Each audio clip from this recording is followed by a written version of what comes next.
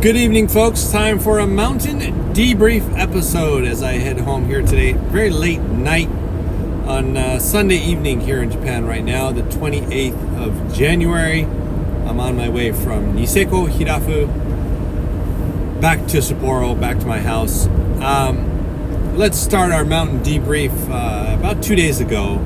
The day before yesterday, we had a 2-day road closure between Sapporo, Jozanke, and Otaru. So Sapporo Kokusai was closed for 2 days. It was a vicious windstorm. In Niseko, the upper lifts were all closed for a couple days. Conditions were it was snowing heavily, but very windy, so wind affected, wind packed, all kinds of different things going on in different places. Rusutsu, the snow meter was buried one day, but then it wasn't that good apparently. So yeah, it was a weird, tricky windstorm. Yesterday, Saturday, Kokusai reopened after 2 days of being closed, and there were a lot of people there trying to score that, that reopening powder. That's kind of a dream come true, right? If a resort has to close because of a big storm for a couple of days, everybody kind of gets a little hyped up, a little powder fever starts building, a little tingle in the stomach there. Ooh. And yeah, it was not ridiculously crowded, but definitely a lot of there were a few film crews, there were some big tour groups, Spanish, French, Americans. There were a whole bunch of people up there, and the vibes were very good though. The snow was kind of wind packed, but not wind packed that it was hard. It was just sort of compressed. It was wind pressed, and it was a fast, smooth snow with a little bit of a sandy feeling on top. Really, really cool. I like that snow. You can kind of go anywhere with that kind of a snow. The steep parts, if it gets some lines in it, can get a little technical because you gain speed really quickly in that kind of snow, and then you're having to really like drop your speed. I did not have the exact board. I took my big fish up for a couple runs. I thought, okay, it's gonna be deep, I'm gonna need the big fish. Turns out, with that wind pressed kind of snow, I could have ridden a shorter board. Could have ridden the X1 or my new Solomon Hillside. That would have been very interesting in that snow as well. Anyway, that was the situation out there. Today, I drove out to Niseko. I did not actually get up on the mountain, but I heard stories from friends, and it sounded like, it wasn't the greatest of days today because the temperatures have warmed up. Plus temperatures at lower elevations. Maybe up high on the mountain, it was still -1 at the top or something, I'm sure, but rather warm. Snow is compressing and melting. Down here on the roads, definitely melting, and at night freezing. So I'm driving on a thin layer of kind of black ice right now. I have to be very careful here. The vibe at the mountain, I actually today did something that I normally don't do and have not done until now. I parked my car at the Hirafu parking lot, the Welcome Center parking lot there, and I took a nice walk all the way down Hirafuzaka, and I went and checked out a whole bunch of different food trucks. They call them food trucks, street food vendors. Some of them are little prefab containers that they park there. Most of them are cars or vehicles. And they've been there for years, for more than 10 years. I talked to one guy in he was doing quesadillas, different styles of Mexican quesadillas. And I talked to him, and he said he had been in that same spot for 10 years. There's curry, there's Chinese, there's Japanese, there's Mexican. There's burgers, there's crepes, there's everything. There's all kinds of food. And they've increased it now with a whole new section called Eat Street, which is just a little further down the road heading west. So if you come down the Hirafuzaka from the resort, you would turn right at the stoplight, and then it would be right away on your left-hand side.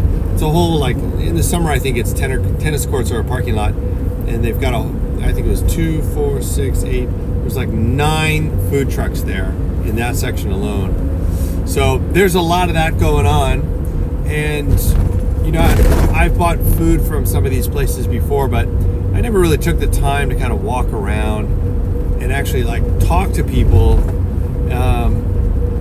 and just see what's up. You know, talk to the store owners and get some information from people. And it was very cool. Quite a few people actually recognized me, which is nice, and I really appreciate that. It was a nice family from Sydney in Australia, and they were like, "Oh, you're Neil Hartman," and we took a photo. I love that stuff. That's great. I really enjoy getting the chance to meet people. So that was cool. And all in all the food trucks start up at 5 p.m. and go to around 8 or 9 maybe. And right away at 5 p.m., like the crowd sort of came out of nowhere, and everybody was just cruising the streets, like looking for a restaurant or going to the food trucks. And yeah, actually, I liked it. I kind of got a little new perspective. I think the food truck option, if they keep up with that and they keep the quality kind of high like that, it could become a real iconic thing for the Niseko area. There's always been a lot of complaints that there are not enough restaurants, or you have to make a reservation way in advance to get a table. And yeah, I think in the Hirafu area, everybody gets hungry. Everybody has to eat, and you know, there's a lot of mouths to feed, and people don't want to go drive to the supermarket or cook. And so yeah, you're going to run out of restaurants pretty quick. So the food trucks are fun. You can buy something, take it back.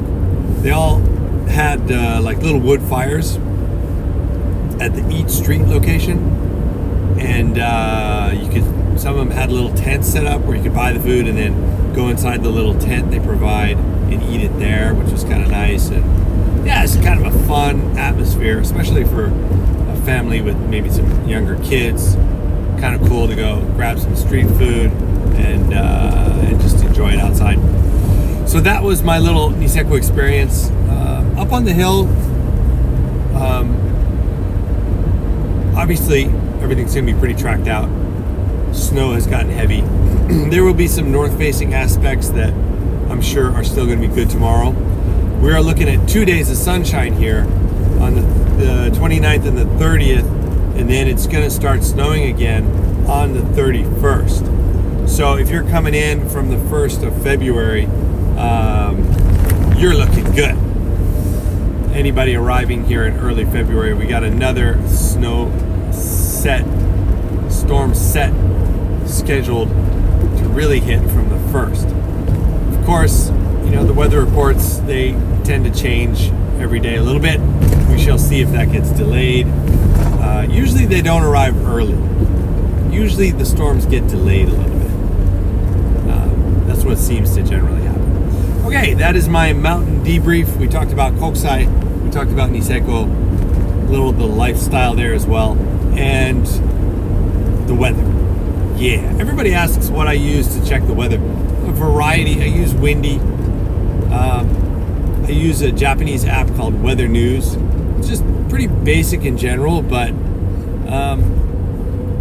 I don't know. I don't need like some crazily accurate pinpoint data. You know, I'm not. Yeah, it depends on what the activity is, and if you really want to know what's going on minute by minute, you just need to turn on one of those apps and look at the radar.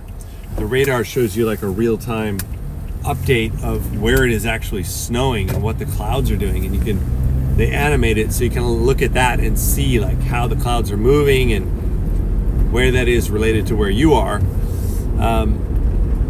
especially, you know, sometimes for photo shoots, we want to look for sunshine or see if the sun is going to come. And the radar is really practical for that. All right, it's getting slippery and icy here. Both hands on the wheel, folks. Oh, by the way, there have been some avalanche incidents today and yesterday that I heard about in the area, Mount Yote and Mount Shiribetsu, the two local peaks. Yote is right out there, Shiribetsu is right out there. And no injuries or deaths from what I heard, but yesterday someone in a group was buried up to the waist in a slide, and I saw an Instagram video of a friend on Yote early this morning who set off a bit of a slab kind of slide, and no one was caught in that, so that was good news. But yeah, anytime there's a violently windy storm with heavy snowfall, avalanche danger is gonna be high. So keep that in mind. The first, 24 hours to 48 hours after a big storm is gonna be the most dangerous time. So let's all keep that in mind when the wind is blowing. Okay, everybody, drive safe.